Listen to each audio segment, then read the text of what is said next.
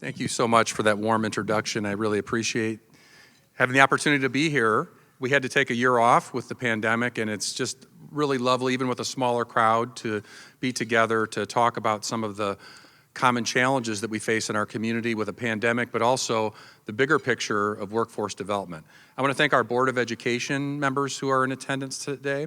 I also want to thank our Superintendent Student Advisory Council members who are here, and of course, the Chamber and our sponsors. So let's give all of them a big round of applause. Thank you.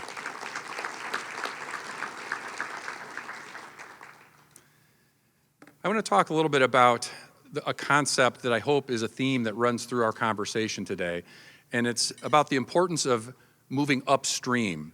When we talk about workforce development challenges and we talk about the things we are trying to accomplish as a community, it often feels like we get caught downstream dealing with really urgent issues, and we have a hard time doing the important work that we want to be doing to develop a stronger community. So today's message is going to be oriented around the idea of moving upstream.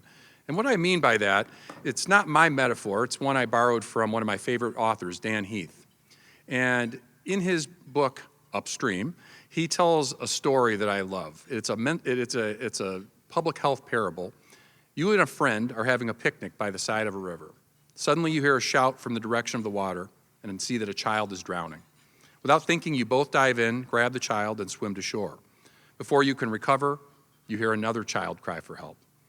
You and a friend jump back into the river and save her as well. Then another struggling child drifts into the sight, and another. The two of you can barely keep up. Suddenly, you see your friend wading out of the water, seeming to leave you alone. Where are you going, you demand? Your friend answers, I'm going upstream to tackle the guy who's throwing all these kids in the water. It's really a powerful metaphor for what we often experience in our work. We want to be upstream, getting to the root of the problem, but so often our day-to-day lives force us to be downstream because there are urgent issues. We don't want to let that child drown. We need to tackle some of the immediate important issues. In today's remarks, I want to talk a little bit about this idea of what holds us back at times for being way downstream and how we can make some progress in some key areas as it pertains to workforce development. The reason I focus here on education, safety, and taxes is I've been doing this job for about 9 years and I've been in the district for 11, and I've worked with 2 mayors. And every time I've talked to either mayor about what their polling tells them are the biggest challenges facing our community, they always say, our voters are telling us it's educational attainment and workforce development, it's safety, often referred to as crime, and it's taxes. And really the only thing that changes over the years is what order those 3 topics come in.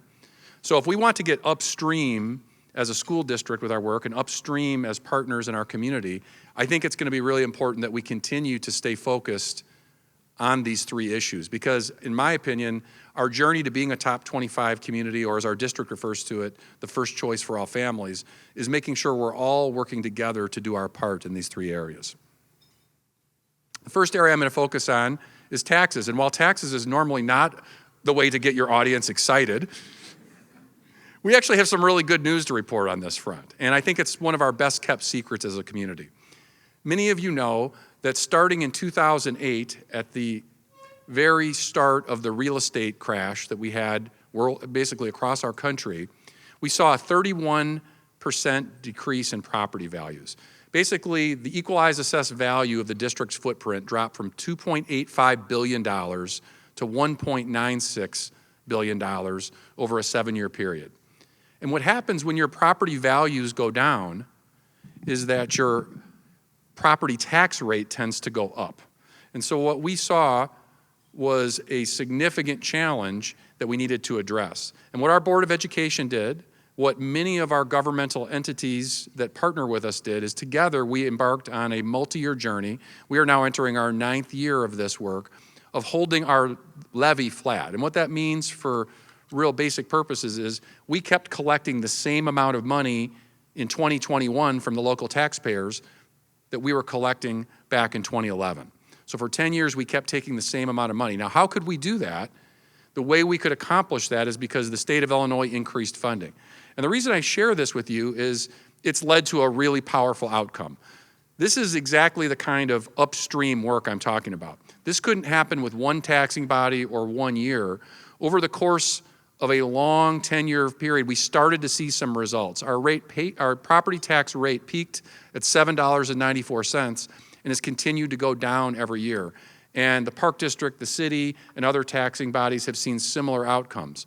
So as a result, we are projecting now to see an over $2 reduction in property tax rates in the FY22 levy cycle. So this is something that is sustained, it's powerful, and it really matters to creating a climate where we can attract and retain businesses. If we have a situation where tax rates continue to raise, we run the risk of becoming a community where businesses leave and families leave. So this is really important upstream work that we have to do when it comes to our investment in taxes. So I want to applaud our Board of Education for sustaining this strategy for yet another year. And I also want to applaud our local legislators who, because of their investment in evidence-based funding, have really helped this strategy to be possible, because our costs have certainly gone up. So the decreased reliance on the local taxpayer has created a much more competitive environment for us moving forward.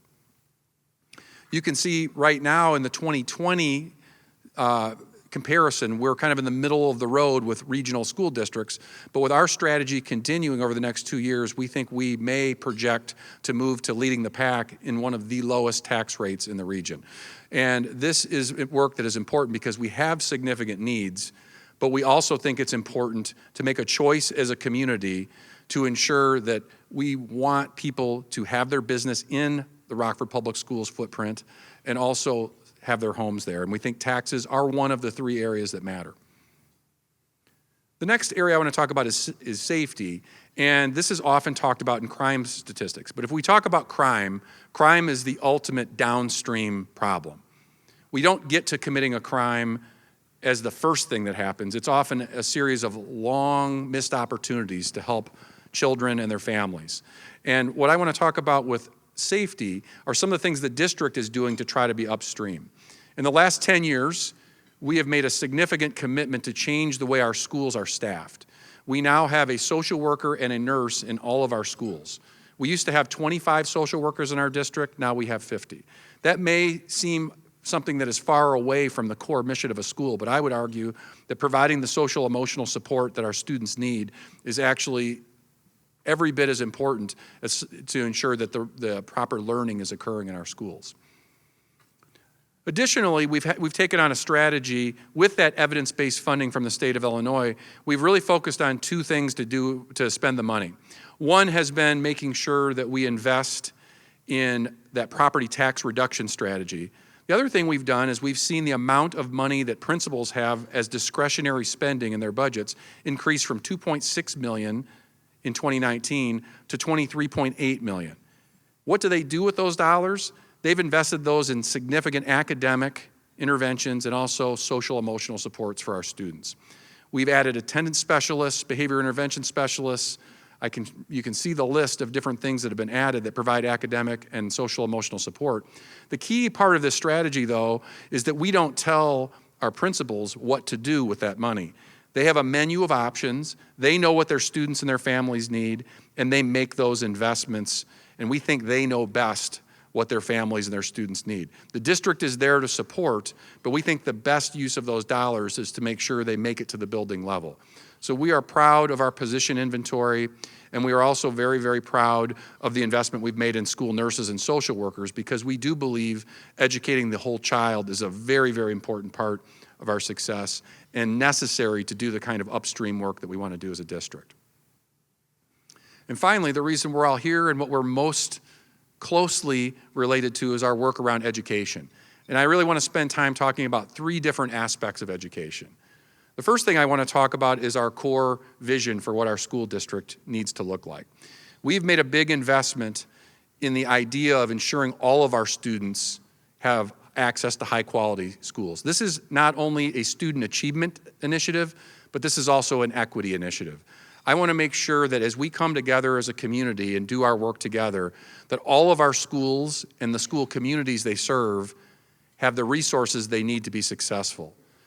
And we believe that zip code should no longer be a determinant about whether a school is a high-quality school or not. That is going to take extremely hard work to do. If you look at this map, imagine red and yellow schools being schools that are not where they need to be yet, and blue and green schools being schools that are successful. We don't want to see a map that looks like this, where we have pockets of red and yellow. Instead, we want to see us get to a place where we are green and blue across the board. In order to make sure I'm accountable for this, the Board of Education and I have come together in a pandemic as we signed a new contract and decided that it was important to make sure that our desire to make sure that our equity as well as our academic goals are met. So we agreed on contractual goals for third grade literacy and numeracy, on-track rates, which is a way of saying passing all of your classes and having the support to do that for middle schools and freshmen, and improving our graduation rate. Here's what we've committed to. We're establishing a baseline for the 21-22 school year for literacy, numeracy, and middle school. And you may ask, well, why are we setting a baseline? The middle school, we had to create the metric, but the third grade literacy and numeracy, and we'll talk a little bit about this with pandemic recovery, is problematic because about 6,000 of our students were unable to take the state test last year because of the impact of the pandemic. So instead of having a really detailed report on student achievement today, we're going to instead talk about establishing the baseline and knowing that we clearly have a lot of work to do in the two areas we can keep track of, the freshman on track rate and the graduation rate. Our commitment is by the 2025 school year to see 5 percentage point increases across the board on our third grade math and literacy targets, an increase on our middle school on track, but also we ultimately want to get those graduation and on track targets up to 75% as quickly as possible. But that's not going to be easy, and this is where we're going to need the community to come together, because in addition to talking about our vision for high-quality schools in every zip code, we do have some immediate downstream challenges that are going to take partnerships across the board. In a typical year, we had a 93% attendance rate. During the pandemic, even if we combine in-person and remote, we were at 80%. And during this school year, with the emergence of the Delta variant, our attendance is now sitting at 85%. And if anything, it's lately been declining. So in order to achieve those lofty goals that we've committed to, attendance and finding ways to keep our students both physically safe, but also safe emotionally is going to be a really important part of our work to get to the academic work that we need to do. The good news is we do have some extra resources. The American Rescue Plan from the federal government, we call ARP-ESSER for short, has invested over $200 million over the Rockford Public Schools in the next 3 years. And I'm really proud to announce that in those next 3 years, we are going to be investing those $200 million in what I think is a really powerful way. First and foremost, 37% of our classrooms currently have air conditioning and high air quality. The pandemic really shined a light on that. So we are going to be able, by 2024, through the hard work of Mike Phillips and our facilities team, we are going to have 100% of our classrooms air conditioned by 2024. Now, if we think about that, yes, that will make our staff and our students more comfortable, but it will also help us with the core variable of time, because we are going to allow our schools to truly be year-round learning centers. It's very difficult to fully utilize a lot of our educational spaces in the month of June, July, and August because of the extreme heat. This will allow us to look at calendars differently. It will allow us to partner with community members differently and really maximize those wonderful facilities investments. The other $40 million that we're going to be investing is tied to a number of key areas, but it's all tied to the variable of time. And this is my plea as we go out to the community and work together on this.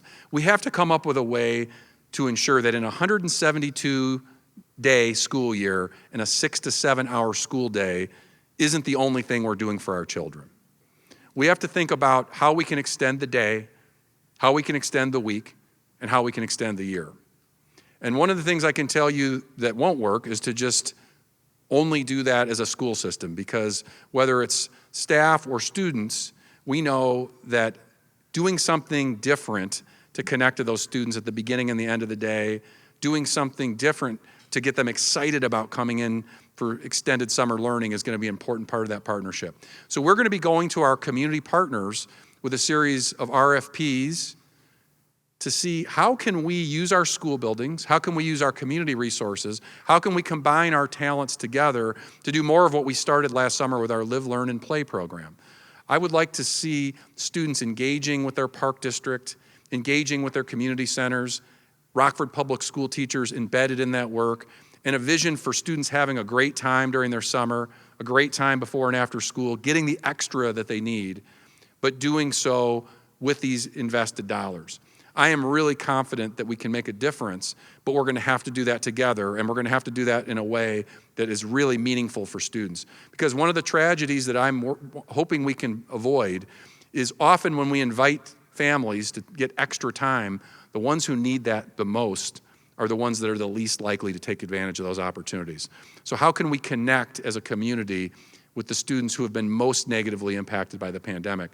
I believe in this concept of time being the variable. I believe that all students can learn at high levels, but I think time is going to be the key to us coming together to support them. We can't do it alone, and community partnerships are a big part of this, not only for extending the learning opportunities for students, but it's also a big part of why we're here today to talk about workforce development. And that's what I'm going to close with, is talking about our efforts to work together with our business community to ensure that families want to stay in our community and that our business community wants to keep their businesses here. One of the things we're trying to do differently as a school district through our academy program and through our long-lasting partnerships with Alignment Rockford is to have a series of guaranteed experiences for all of our students that prepare them for the world of work. We have an Academy Expo each year where thousands of students get the chance to interact with hundreds of businesses. We now guarantee a site visit for all of our students at a job site. We're up to 65% of our students receiving a job shadowing experience, and we have a lot of work to do still on ensuring they all have a capstone internship experience. With the pandemic, that slowed us down a little bit, but it has not stopped us, and I'm confident that our college and career readiness team, in partnership with businesses, we will see all of these experiences guaranteed for our students as quickly as possible. Now I want to show you just a little quick video to see what that Academy Expo actually looks like when our business community and our students come together.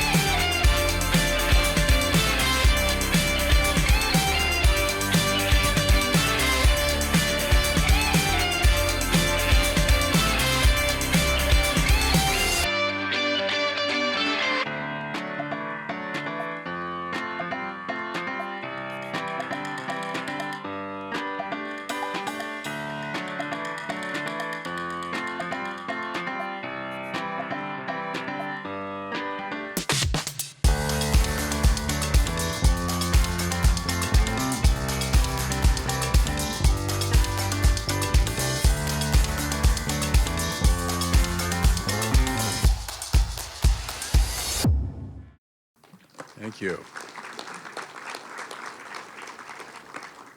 So that is just a small example of what it looks like when our business community, our students, our staff, and we all come together and do some of that really important upstream work. One of the little anecdotes I want to share from that day, I was informed that not only did thousands of students have a really great experience, but you talk about upstream, one of our students got a job at the Park District after interacting with one of their booths. So kudos to our partners at the Park District, and it just shows the power of connecting our greatest asset of our students with the employers in our community. I just love to hear stories like that happening. And increasingly, the work we do to make those connections is so powerful for our students. Ultimately, what we're trying to accomplish is solve a really simple problem that is really, really hard to accomplish. And that is this idea of If we can create a competitive advantage where our local businesses mentor and recruit our RPS students, the likelihood is that they are going to stay connected in our community and want to be here. Conversely, we then want to have a greater likelihood that those students do choose to be part of our future workforce. It's a really powerful win-win agreement that can occur informally through really high-quality workforce development work. And I think it's so important that we continue to make those investments, whether it's the Academy Expo, whether it's inviting students for a job shadowing experience. It all plays in to creating a reason why Rockford, Illinois can stand out in an extremely competitive environment for talent. One of the ways we've attempted to accelerate that improvement have been through the development of pathways through our high school academy model.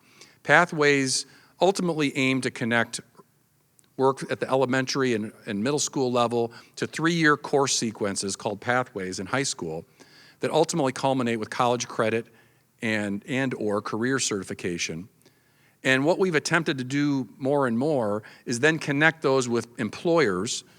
In one case, it's with our Rockford University Pathway Partnership. Our students go to Rockford University and then come back to us as future RPS teachers. We also have a partnership with Habitat for Humanity where our students actually build a home and eventually get into the construction trade. We have a partnership with the Rockford Police Department where our students take courses in those pathways and eventually become the future police officers of our community. The bottom line is, if we build these pathways correctly, we can create an environment where students that represent the best of our community can in turn be our future workforce. What a great competitive advantage that we can create for students as well as for those employers. So this pathway concept is something I think is extremely important. And when it comes to getting that college credit and career certification, we're seeing really strong results. In 2017, when we really pruned these pathways and did some very powerful work in our college and career readiness department, we were not doing a good job of ensuring that this pathway concept ended in college credit. We've now seen that increase from 12 credits earned to 500 in 2020. It's a 4,000% increase, and that really shows that not only are students gaining really valuable connections to the workforce, they're also gaining college credit and a head start. It's not coming at the expense of taking our most rigorous courses, though. In that same period of time, we've seen a 137% increase in participation in advanced placement courses. So ultimately, we can do both. We can have really powerful academic experiences, earn college credit, earn career certification, and give our students and our community a way to partner together in a really meaningful way. The last concept I want to talk about, I think, is a great representation because it's the ultimate kind of upstream work we need to keep doing, our Rockford Promise concept. It's really in the intersection of safety, education, and taxes. We've had a long-standing partnership with private money with Rockford University and Rock Valley College, and recently we're able to add a city-funded $1.5 million a year partnership with Northern Illinois University. As recently as 2016, the Rockford Promise was supporting 5 students. That has now grown to 193 students that are getting a full scholarship to attend Rock Valley College, Rockford University, or Northern Illinois University. This is the kind of work that inspires our students academically, that gives families a reason to buy a home in the Rockford Public Schools footprint and the City of Rockford footprint, and also really helps to ensure that the student well-being and safety continues to be a priority because we see the inherent value in every child. If we can see them as someone worthy of a scholarship with a 3.0 grade point average, we know that we need to invest in that child in a really, really meaningful way. To highlight some of the early successes with the NIU portion of the promise, we had 96 students enrolled in year 1 with that full academic scholarship. 59% of those students were students of color, 79% of those students were first generation, and the cumulative grade point average for all Rockford Promise scholars attending Northern Illinois was 3.53. This is really powerful work, but the work isn't done. We need to get to a place where any student who wants to attend Rockford University or Rock Valley College or has housing needs can also be part of that. We also have significant needs for mentors to ensure that these first generation college students and new college students have success while they're there. So while this is a wonderful start, we do have the need for continued private fundraising to keep this moving.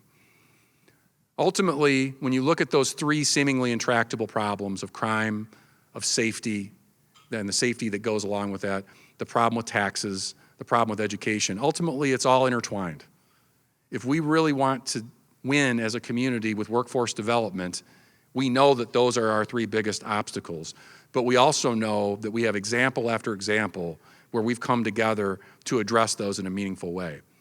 I am extremely confident that we can continue to improve in all three of those areas, and I'm even more confident that together we can create a competitive advantage for workforce development, to attract companies, and to retain our students, and to have Rockford, Illinois be a place that is truly a model, a house on the hill for other communities to emulate. Our work isn't done. In some areas, it's barely started, but I believe it's the right work.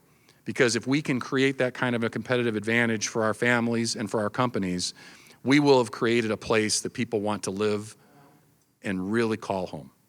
Thank you so much for the opportunity to address you today, and I'm looking forward to being part of the panel. Thank you very much.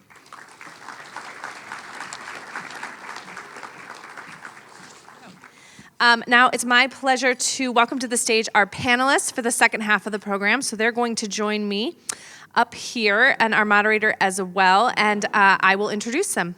Unfortunately, one of our panelists, Courtney Geiger with Goodwill Industries of Northern Illinois, is a bit under the weather and not able to join us today, so she sends her regards. Okay. So, Dr. Folkmer. Eric Folkmer, PhD, is Rockford University's 18th president and began his duties on July 1st of 2016. Prior to being named president, Dr. Folkmer was the vice president for enrollment management at Rockford University since 2013 and has more than 2 decades of leadership experience in higher education. Dr. Folkmer received his doctorate in higher education administration from the University of Toledo, his master's degree in college student personnel from Bowling Green State University, and his bachelor's degree in English language and literature cum laude from Eastern Michigan University. In addition to his work in higher education, Dr. Folkmer is active in several areas of the community. He serves on several boards, including the Golden Apple Foundation, UW Northern Illinois Region, UW Health, Northern Illinois Region, Alignment Rockford Governing Board, Rockford Leaders, and the Rockford Chamber of Commerce.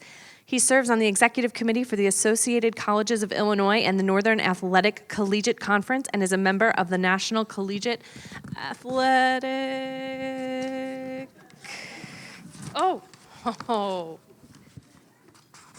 Association. Thank you.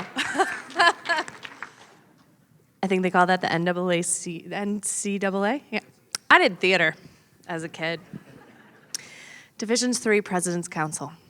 He previously served as chair of the board for Rockford Christian Schools and as a member of the executive committee of the Kobe College Corporation Japan Education Exchange, participated in the Leadership Rockford program, and co-chaired the funding and alignment spoke of Transform Rockford. He is also a member of the Rockford Rotary Club.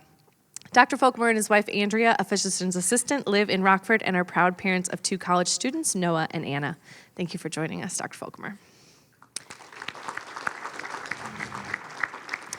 Margie Hartfield is in her 10th year leading school districts in their efforts to provide quality career and technical education, CTE, opportunities to region high school students. Her role as system director at CNC, the Illinois State Board of Education's Education for Employment Office, is complex and far-reaching, touching 11,000 high school students at 15 high schools and supporting 132 high school instructors teaching 184 programs across all industries in the Northern Illinois area. She has taken on many leadership roles over the course of her 35-year career in education, currently serving on the System Director Leadership Council, board member of the Illinois Career and Technical Administrators Association, board member of the Youth Council of the Workforce Connection, and chair of ISBE's Region 2 System Director Council. In the midst of the greatest labor shortage on record, she is passionate about changing the conversation between education and industry to focus on a value proposition, how to make our collaborative efforts beneficial to both parties. Margie is a lifelong resident of the Northern Illinois region and a graduate of Byron High School, Rock Valley College, and Northern Illinois University. Thank you.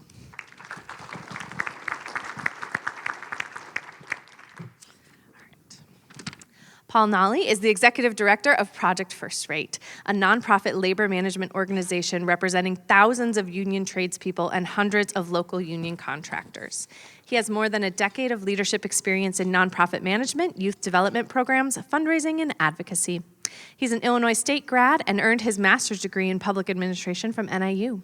Paul has many educators in his family, including his wife, Andrea, a proud public high school teacher in special education. Thank you. And finally, Mimi Murphy. Finally, our moderator is Mimi Murphy. Mimi is a familiar face on Rockford television. She joined the WTVO Channel 17 news team in September of 2010. Mimi is an East High School graduate and received a Bachelor of Arts degree in communication from Northern Illinois University. She enjoys sharing her love of music, singing at various community events. In her spare time, Mimi loves to do outdoor activities. Her hobbies include swimming, skiing, and biking. Mimi is a big sports fan and especially loves the Chicago Bears. Mimi and her husband Nino have 2 children and 2 big dogs who keep them busy and always entertained. Mimi, I will turn it over to you. Let's get started. Margie, I think I'm going to start with you on the first one here. Education truly is a team sport, which is why we're all here today. How does your organization play a role in educating the kids in our community, and how important is collaboration? Well, collaboration is, quite frankly, for CNC, the key to pretty much everything that we do. We are a grant administrating office, and so we work actually with 15 high schools, 9 school districts, and our work really dives into supporting all the career and technical education that is going on at all of our local school districts. And so with that said, I think probably one of the key components is we have about 300 business partners that we connect the schools to, our instructors to, as they travel down the road of building in work-based learning experiences for their student, which is something that Ehren alluded to. We are very much into supporting those efforts. Anything from building in opportunities to hear speakers, to field trips, to internships. We are there to make that connection. Very nice. Dr. Fulcomer, would you like to add to that? Sure. Dr. Jarrett mentioned some of the partnerships that we're a part of, but we see ourselves, and if you've seen our commercials recently, we see ourselves as Rockford University. So in addition to educating students from all over the country and around the world, we want to be a destination for Rockford students, and we're really pleased to be able to do that. 3 of the specific partnerships we have, one is the Education Pathway, which Dr. Jarrett mentioned. RPS students graduate, go on to become teachers. They get their teacher education from us, and they go back to RPS 205, and then they come back to Rockford University and get a graduate degree as well, a Master of Education in Urban Education that we created for the school district. We also are active in Rockford Promise, as Dr. Jarrett mentioned, and we've recently launched a Pathway for Criminal Justice, which is a partnership with RPS, RPD, as well as Rock Valley College. So it's students start in high school, they work with the police department, go to Rock Valley College, come to Rockford University, and then go back and become police officers. But I want to expand our thinking about, because we're talking about workforce, so it's not just the RPS students, it's, you know, you're working from at least 40 years, although people seem to be quitting the workforce every day. We were talking about that earlier. But, you know, you work from 18 to 65, and so there's a long pathway. So we're also very much involved in educating students in the Rockford area for what's next. So we're working to be the educational partner of choice for companies and organizations, developing certificate programs for their employees, helping their employees who have some college complete their degree through one of our degree completion programs. And we also have graduate work in education and business that is helping our workforce here in Rockford. And speaking of the workforce, building the talent pipeline is extremely important to creating a thriving and competitive labor force in our business community. So what does the labor force need right now? This might be one that you could start with, Paul. Sure. So, as I mentioned, we represent our trades and our contractors coming together to promote apprenticeship programs, to promote careers in the trades. And I really see this kind of situation or challenge that we have as kind of there's 2 sides of the same coin. So on one side, you got to have these fired up, motivated, dedicated students or young adults or even adults who want to switch a career or get into something right. You want them to be passionate. You want them to stay, get the work done, do it proudly, do it well, do it safely. And so that's something, with the school systems that we work on. We need to do more of that, in regards to our industry. But also on the flip side, we have to look at on the employer side as well and making sure we have real careers out there for students or adults when they're trying to switch careers that provide living wages, that provide benefits, and importantly, that you can retire on with dignity when you're done working those 40 years plus. So employers, students, education systems working together to not only get those students fired up, help them see a vision, a sense of hope, a future for themselves and their family if that's what they want, but also having something to go to be passionate and to put their effort in and to reap the rewards at the end of the day or at the end of their career. And so we really try to work on both ends of that. And Dr. Jarrett, you touched on this when you spoke earlier about building that talent pipeline with the Academy Expo. What are some of the other things the school district's focusing on in that regard? Well, I think you're good. Okay. Yeah, I think it really comes down to ensuring that students have guaranteed experiences to expose them to our community and the opportunities that are there. So the Academy Expo, I hope, is just the first step of relationship building that occurs, whether it's a sponsorship that many of our companies have undertaken to sponsor one of our pathways, whether it is encouraging to have a job shadowing or a site visit. It all creates an environment where students feel welcomed to be part of the workforce and really understand the opportunities that are available. And that's the kind of thing we just need such partnership. And we're very grateful that we live in a community that sees that value, and we want to continue to improve in that area. I just wanted to add one little piece to what Ehren said because he's spot on. Right now, one of the unique lenses that we get to look at workforce development from at SyncID is that our top 3 industries in this region, manufacturing kind of in that STEM pocket, our healthcare industry, and accommodations and food, we actually have, and these are true numbers, right now in our career and technical education courses, we actually have 3,500 students in those top 3 pockets. We have 3,500 students that have skills.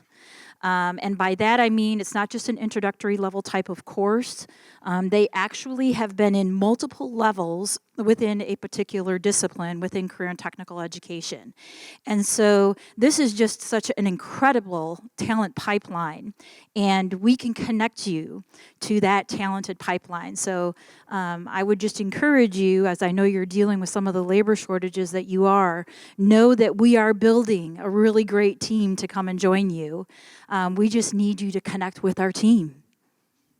So what are some of the ways kids are being prepared for the future careers as far as apprenticeships and getting ready for college readiness? What are some of the things being done that do you want to address that, Dr. Folkemer? Well, I think some of the things I already talked about, preparing students by taking courses in high school that will direct them to a career, and the school district is doing a fantastic job of helping students think about their career from high school. And then once they've identified a pathway, and if Rockford University can be helpful in that pathway, we're looking for ways to partner. So we're already partnering on education, criminal justice, and we'll look for other ways to partner as well.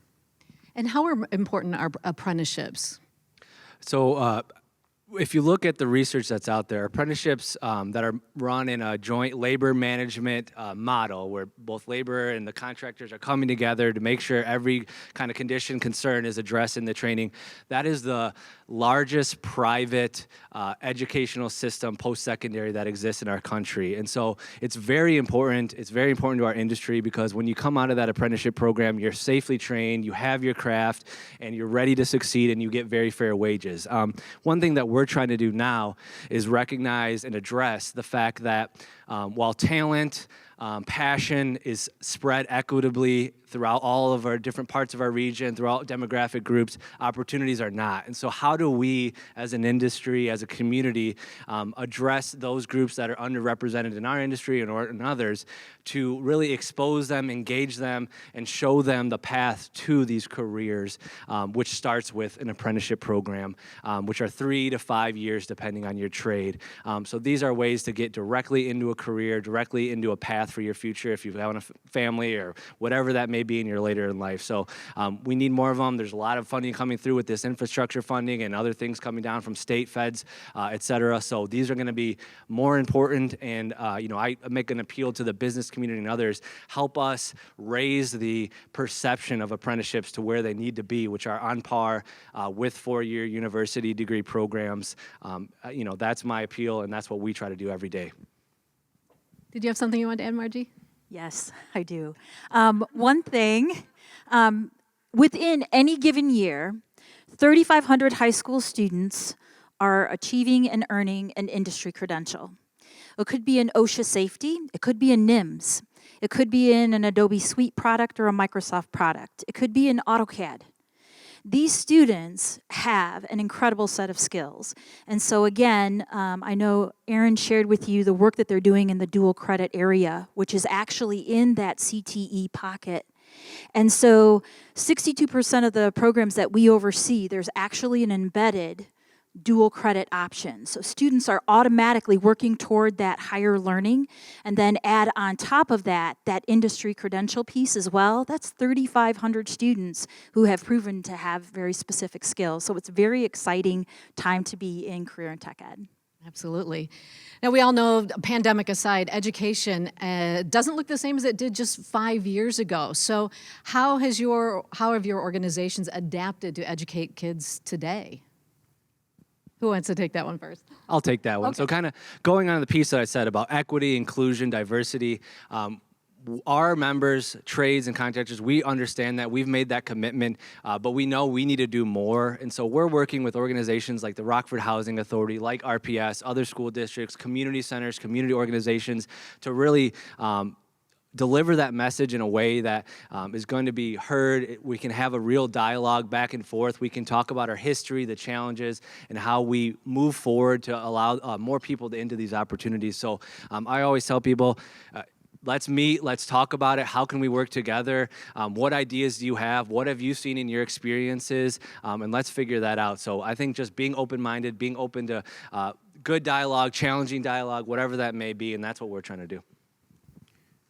I think, one of you mentioned outside of COVID, but even with COVID, we know that students are coming to higher education now with a gap. There's something that there's some content that they didn't get to cover, or that they didn't cover as well as they had hoped, that the school district had hoped they would do. So one of the things we're doing is trying to assess what the needs are of our students. We have about 50% of our students are first-generation college students, meaning they're first in their family to go to college. About half of our students come to us with significant financial need. And we're taking those students in particular, and we've created a program called Regents First. We're the Rockford Regents, that's our mascot. And our Regents First program brings them in advance of the fall semester, gives them some specific information about what it's like to be a college student, how to prepare, how to study, to try to identify some deficiencies that these students have, and then we provide support for them, intensive support during their first semester. So that's one thing we're doing to try to address this immediate concern about what maybe they didn't get to cover in high school.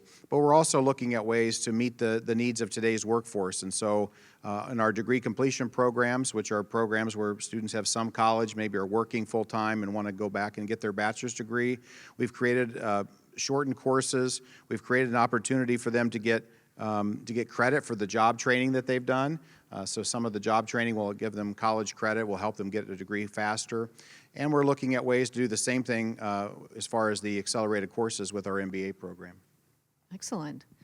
So what can the business community do to help the students and help the education system? I'll jump in on that one. I think going back to some of the remarks we made, it's so important that we start that relationship early and often. I think for a long time, the relationship between the employer and the student often didn't start until post-high school or post-college. And I think the more we can connect, make those early and often connections, the more likely we are to inspire students and to build those long-term relationships. So I think an early, deeper connection is what's most needed. I would say two things. One is provide internships. Almost all of our students at Rockford University, undergraduate students, need internships, regardless of their field. And so if you have internship opportunities, connect with us, and we'd be happy to make our students aware of those. And the other is, if as employers, we would hope that you would see Rockford University as a resource to educate your workforce. You all have employees who have many of you have employees who have some college but don't have a degree, and maybe you need them to have some specific management skills as they take on more responsibilities. Talk with us about our Bachelor of Science and Management Studies program or one of our other degree completion programs that these students can take in the evening. They don't have to miss work, that they can do an accelerated program, and we can help them get their degree. Anything you'd like to add? Good. All right. Thank you all for your passion for our students and for our community, and it's been really refreshing to hear all of your comments. Would you like to come back up, Caitlin?